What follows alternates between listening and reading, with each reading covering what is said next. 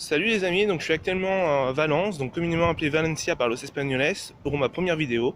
Donc le but de mes vidéos, ça va être de vous présenter des lieux un peu communs, des endroits dans le monde, avec un petit côté historique, donc j'espère que ça vous plaira. Donc bon visionnage.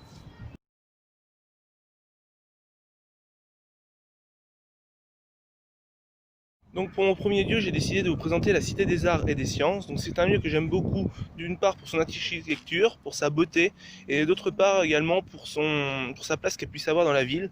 Donc c'est vrai que depuis sa construction, c'est devenu l'un des lieux les plus attractifs de Valence. Donc ici, on concentre principalement tout ce qui est art et culture. Donc il y a notamment des musées, etc. Donc cette architecture a été construite par Santiago Calatrava y Félix Candela. Donc cette zone compte trois monuments. Donc il y a l'hémisphérique, le musée del Príncipe Felipe et l'océanographique. Donc maintenant j'ai essayé de vous parler de l'hémisphérique que voici.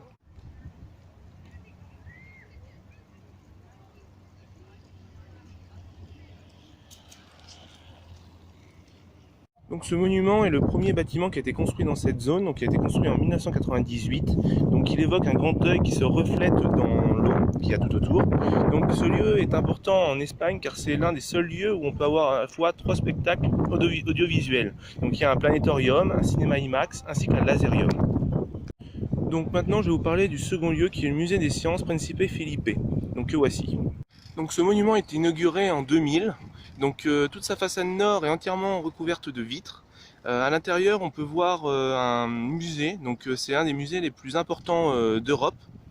Actuellement, il y en a aussi une exposition sur le monde d'Harry Potter, donc qui se balade un peu dans toute l'Europe depuis le début de la série. Donc j'ai eu l'occasion de le faire, donc je vais peut-être voir si je peux vous mettre quelques vidéos, quelques photos, etc. dans la suite de cette vidéo. Et enfin, voici Océanographique, construit en 2002, donc c'est le plus grand parc océanique d'Europe avec 110 000 m². Donc je me trouve au marché de Cologne, donc c'est l'une des principales constructions modernistes de la ville. Donc il fut construit entre 1914 et 1916 afin de donner à son quartier son propre marché. Donc je me trouve au milieu de la place de la Vierge, donc c'est le premier centre-ville culturel de Valence. Au tout début, donc, il y avait le théâtre romain sur cette place. Après, s'est installé les Wisigothiques et les musulmans. Donc cette place était entourée de la Toula à cette époque. Donc le fleuve de la Toula est symbolisé par cette fontaine qui se situe au milieu de la place. Donc on peut voir qu'elle est entourée de 7 jeunes filles donc, qui représentent la Toula et ses canaux d'irrigation. Sur cette place, on peut trouver la cathédrale, la Basilica Virgen de los Desamparados et, excusez-moi pour l'accent, parce que je parle pas trop le valécien, le palais de la Generalitat, donc qui représente le gouvernement autonome de Valence. Donc maintenant, je vais vous parler de la cathédrale, donc qui porte également le nom de la CEU. Donc elle fut construite en 1262. Donc elle a un style, plusieurs styles même vraiment variés, puisqu'elle a commencé avec un style gothico-cistercien et sa construction s'est continuée jusqu'au XVIIIe siècle, donc ça a vraiment mélangé beaucoup les styles. Donc ce qu'on peut voir ici, c'est la porte des apôtres, donc tous les jeudis midi, le tribunal des eaux. Donc c'est une institution de justice, donc la plus ancienne qui existe, viennent ici pour pouvoir parler des règles, des lois concernant l'utilisation de l'eau dans Valence. Derrière moi, on a ce qu'on appelle la porte de fer, donc c'est l'entrée principale de la cathédrale, donc qui s'ouvre sur la place de la Reine, la Plaza de la Reina, que voici.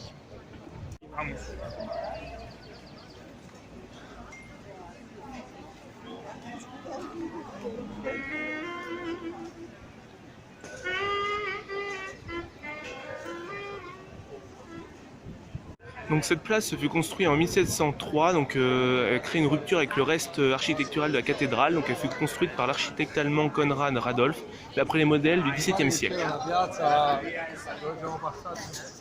Donc juste au-dessus de la porte de fer, donc on a la tour de Miguelete, donc qui fut construite en 1376 par Andreu Julia. Donc elle devait servir de clocher à la cathédrale, malgré la distance qui sépare de la cathédrale elle-même. Donc je me trouve dans le quartier du marché, donc c'est ici que se développe l'activité commerciale de la ville. Donc on a vraiment une rupture avec le quartier de la Séou, parce qu'ici vraiment tout est beaucoup plus bruyant, beaucoup plus multicolore que ce quartier-là, qui était beaucoup plus sérieux, disons ça comme ça.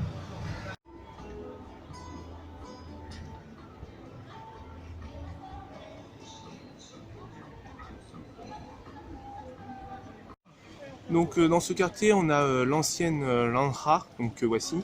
Donc c'est l'ancienne Landra, donc bourse de la soie ou du marchand, et du consulat de la mer. Donc cet édifice est l'un des plus beaux édifices gothiques d'Europe, donc il fait partie du patrimoine mondial de l'UNESCO depuis 1996.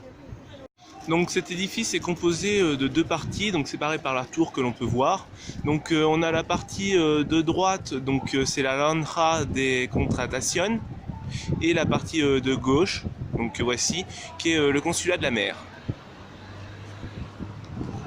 Donc les travaux de cet édifice débuta en 1483. Je vous parlais donc du marché central, donc qui a été construit entre 1910 et 1928. Donc c'est l'un des plus grands d'Europe. Donc il compte 8000 m² avec plus de 1000 loges. Donc maintenant on va voir un peu l'intérieur. Donc voici l'intérieur que j'étais en train de vous parler. Donc oui, donc 8000 m² de surface.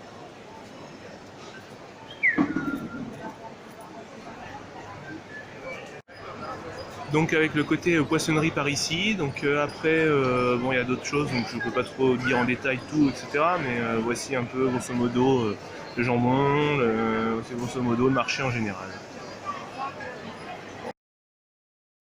Donc maintenant je vais vous présenter la gare du Nord de Valence, donc, qui a été créée entre 1906 et 1917. Donc à l'origine était censée être beaucoup plus près de l'hôtel de ville, mais a été déplacée à cet endroit-là précisément. Donc c'est l'un des joyaux modernistes les plus beaux de Valence. Donc à la gauche de la gare, on peut voir l'arène, donc qui est parmi l'une des plus grandes et belles d'Espagne. Donc elle peut contenir entre autres 16 000 spectateurs. Elle a été construite entre 1850 et 1860. Elle possède 4 galeries, donc 4 niveaux comme on peut le voir. Et on peut dénombrer 384 arcs extérieurs dessus, autour. Donc je me trouve actuellement à la Plaza del Ayuntamiento, donc qui est devenu le nouveau centre-ville de Valence. Donc cette place trouve notamment la mairie, donc que vous pouvez voir juste derrière, mais avec le soleil ça se voit pas très bien. Donc la mairie. Donc cette mairie se trouvait à l'époque à la place à côté de le palais de la Generalitat. Donc ça fut détruit en 1814 et donc elle déménagea dans la maison de l'enseignement en 1758. Donc la façade qu'on peut voir devant la mairie a été construite entre 1905 et 1950. Donc à l'intérieur de cette mairie, on peut notamment trouver des pièces assez importantes comme le parchemin de la Conquête ou l'épée de Jacques Ier ou encore d'autres parchemins très importants pour la ville de Valence. Donc là, la mairie au soleil.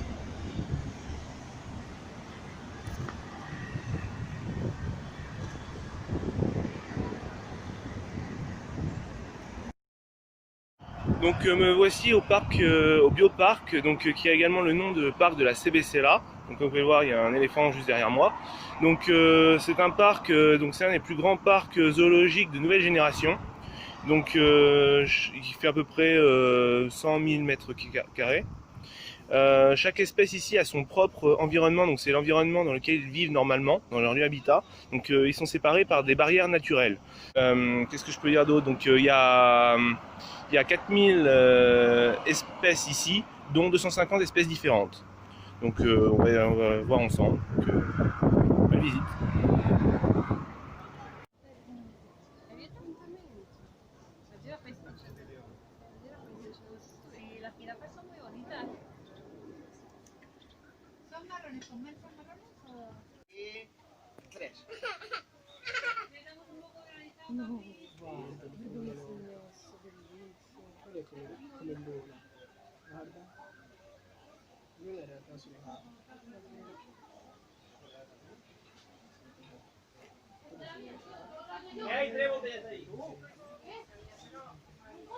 Donc c'est ici sur le jardin de la Touria que j'ai décidé de finir la vidéo, donc j'espère que ça vous a plu et à la prochaine.